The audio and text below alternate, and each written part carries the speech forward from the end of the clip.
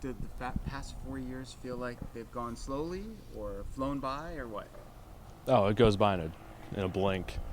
It's pretty crazy. Honestly, it feels like yesterday. I walked in here for the first time over summer, and here I was 6 regular season games left, and then hopefully a long playoff run. But yeah, it flies by.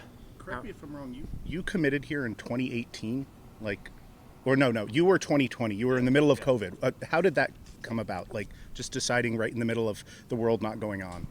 I was probably one of the only guys where COVID kind of held my recruiting process because everything went digital, went all on video. It was actually interesting. I threw out it was a PBR Pro case. It was the first time the Arizona coach ever saw me throw. I threw 11 pitches, 3 strikeouts, and committed 3 days later. Wait, you think Jay saw you on video? Or? Yeah, it was Jay and Yeski. Yes, that recruited me. Okay. So, but then there's a change here. Was there consideration to look elsewhere? Or? No, I never had a second thought. What have you enjoyed most about just this environment, this team, this campus? Oh, just being around the guys. I mean, that's at the end of the day, it's really just the memories you have with the guys and the relationships that they last a lifetime. I'm only here 4 years, but I mean, I've played with 80, 100 different players that I know I can text and call anytime, any issue I have, any problems. Got 100 guys I can rely on. Is there a favorite memory? Probably winning the pack last year. No, it was the last one. It's pretty special. Pac-12 tournament, of course, that walk-off, insane.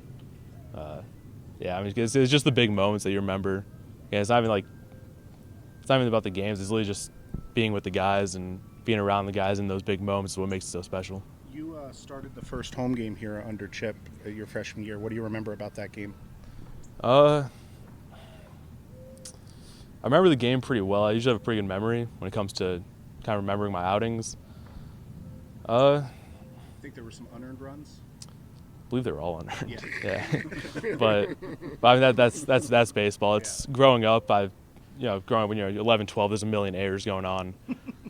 That's kind of stuff I've become used to, and honestly, growing up around some poor defense, just growing up, young kids playing baseball. Honestly, I think helped me a ton in the long run. You've been getting into more games here recently, but there was a little bit of a stretch where you weren't in a game. Were you working on something, or are you trying to change something, or is it just not your opportunity? I think it's just opportunity. I mean, we got 15 guys that can all throw really well. It's kind of just relying on my process, knowing it works, and kind of just waiting for my opportunity. And then, when your chance comes up, you gotta be ready. Kevin Vance is the third pitching coach that you've had here, I think. Second. Is that right? Second. Yeski.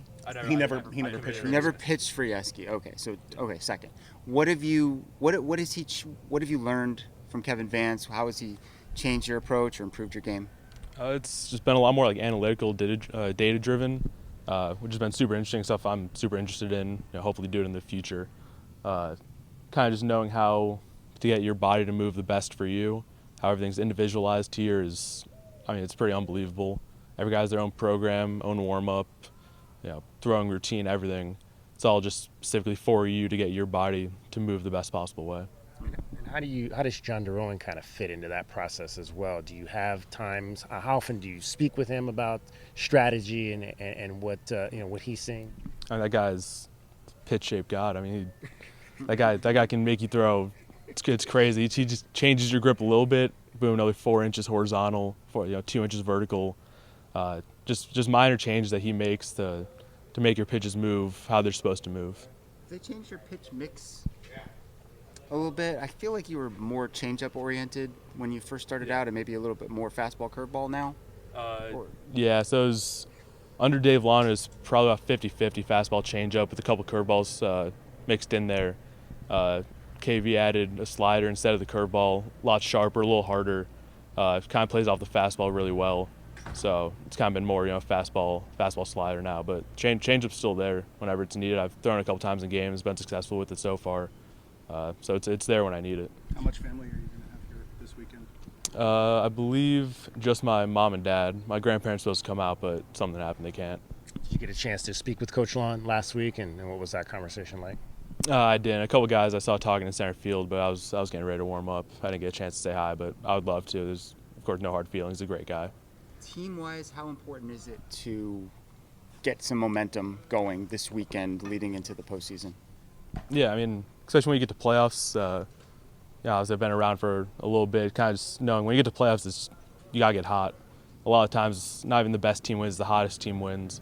So I mean, the bats will get going. The pitching will be there under with KV and John. The pitching's always going to be there, I believe.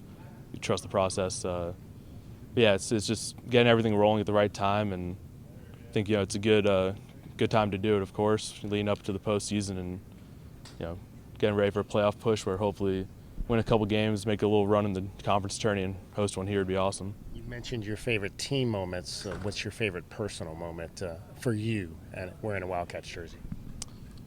Favorite personal moment? I believe it was last year. 2 years ago at ASU, I came in base loaded, no outs. Got 2 strikeouts, and then a little blooper to center. It was a 1-2 count, I believe, on a curveball. And it was Mac Bingham out there in center, made a crazy diving play running in. And for me, that was probably the most fired up I've been after coming in. Even though you were recruited by a previous coaching staff, there's been a lot of guys from Chicago and the Midwest who've joined the team since then. Do you feel like that is maybe an underappreciated part of the country in terms of baseball talent, and could be a pipeline for Arizona? Absolutely. I think you see it all over the country, kind of hop up, bringing up more and more. I know Tripp's huge in recruiting in Chicago, which I think is awesome. There's a ton of talent there that gets overlooked for sure, especially out here on the West Coast, where I think it's one of the things where COVID helped, where it kind of helped, more digital recruiting, more video recruiting, where it kind of expanded to the whole country instead of, kind of locked in. For the most part, I was, recruited by Big Ten, Midwest schools, and then, 3 days later, I committed to Arizona. So it's kind of just them, the right opportunity, them seeing players, and I think that's one good thing that COVID did for baseball for sure. When you got that offer, were you excited? And obviously, it didn't take you very long to make that decision. Yeah, it was pretty easy. I mean, I threw at that pro case, had a phone call with Yeski that night, had a Zoom call with them 2 days later, a little recruiting pitch, gave me the offer, and it was pretty easy. Next morning, I just called him and said, I'm coming. I'm going to Chicago in July. What's one place I got to eat? Ooh, I know they have it here, Portillo's. It's so much better there. It's not the same. It's the one here is still good, but Portillo's there is just it's on another level. You said that there wasn't a second thought about coming to commit here. So what's the culture like? What's it been like for you that you were like, yeah, this is where I need to be? I honestly, it was just super high quality baseball. When I committed, great coaching, of course. They, great season then. A big part, honestly, the weather. I mean, we're out here practicing in December and January. Back in Illinois, the first 3 weeks of the season are getting snowed out, and that was a huge part. And yeah, honestly, just highest level baseball possible. Thank you. Thank you. Appreciate it. All right.